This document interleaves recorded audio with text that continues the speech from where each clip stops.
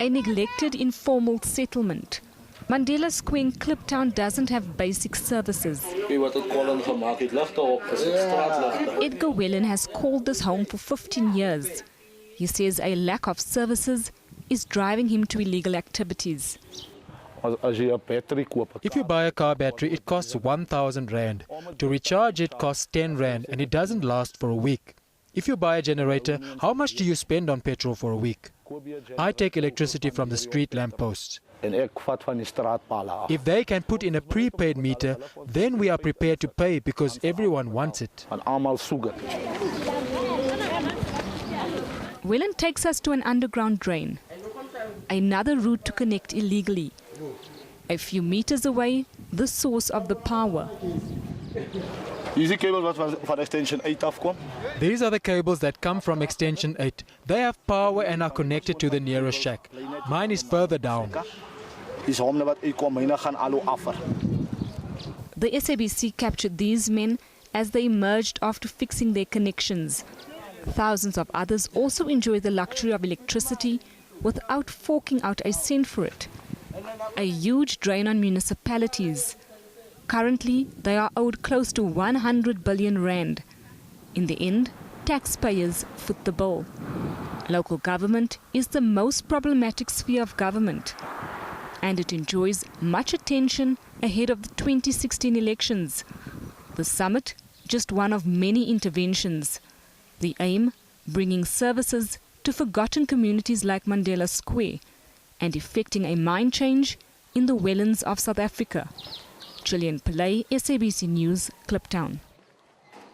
Well, to get some reaction, joining us now is the Deputy Minister of Cooperative Governance and Traditional Affairs, responsible for provincial and local government, Mr. Andre Snell. Very good morning to you. Thank you so much for joining us. Good morning, and thank you very much for the opportunity. You've just watched the insert. What do you make of what you just saw? Well, what I see on that insert is deeply worrying because it is demonstrating illegal connections, and I think that is something that we should all deplore. What we are saying, what we said at yesterday's local government summit, was that we need to get back to basics. Municipalities must put people and their concerns first. They must ensure that we deliver basic services. Where there must be lighting, there must be lights. Where there must be water, there must be water. Where there are potholes that need to be filled, that needs to be done. Where grass needs to be cut, that all needs to be done. On the other hand, I think citizens also have a responsibility to participate in the processes of local government, and where they are receiving services, they must pay for those services. Otherwise, our whole project of service delivery is not going to be sustainable.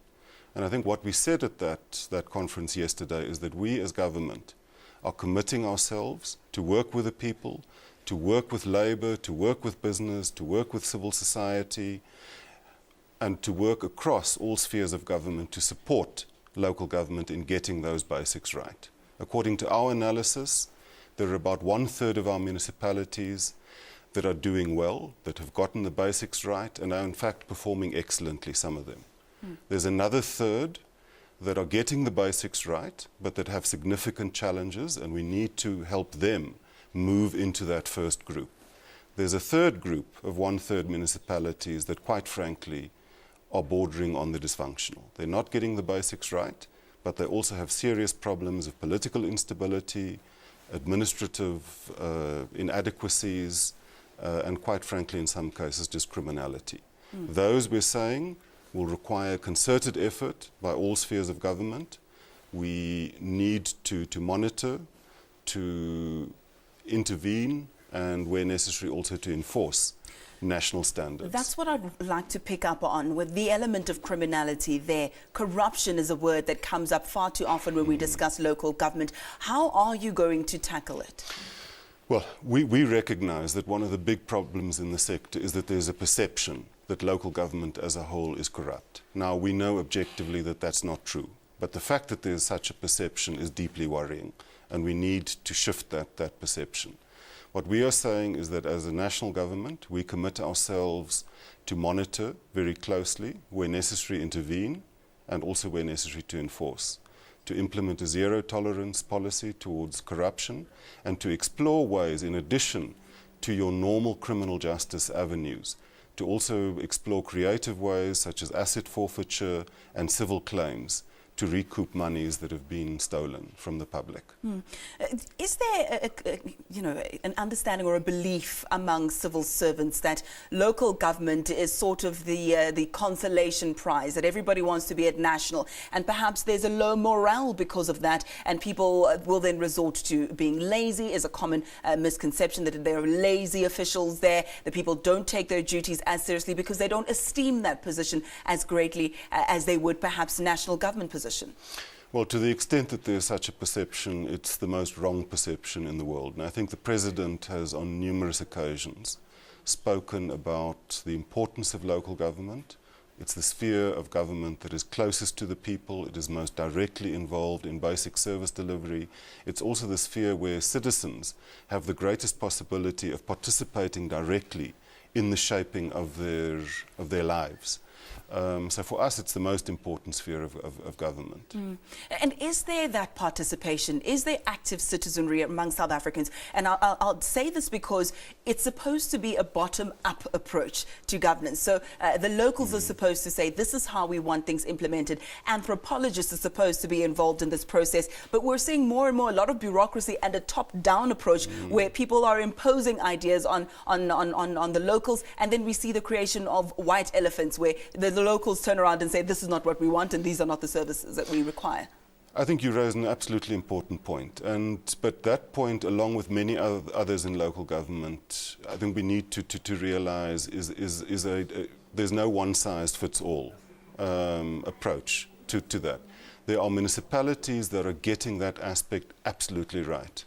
Two of the mayors who addressed the summit were from Steve Tshwete municipality in Mpumalanga and Sarah Bartman in the Eastern Cape. In a municipality such as Steve Tshwete, the council meets every month. The councillors are expected to, and indeed do, go back to their communities and report, and they then in turn file reports to the Speaker detailing what the issues were that were raised in those meetings. The officials study those reports. Those concerns are acted upon, and the councillors in turn go back and report to their communities. And that is one of the reasons why it has consistently been such a well-functioning municipality. Unqualified audits for over 10 years, Blue Drop awards for the quality of their water, and just a general ethos of serving the people. There are other municipalities, unfortunately, where those things don't happen. And that is the challenge, is to make sure that each municipality in our country functions, such as some of those municipalities that are doing really well. Thank you so much for your time. Now that the benchmark has been set, let's hope that all will rise to the occasion. The Deputy Minister of Cooperative Governance and Traditional Affairs, responsible for provincial and local government there, Mr. Andre Snell. Thanks again for your time. Thank you very, very much. Morning Live continues after that.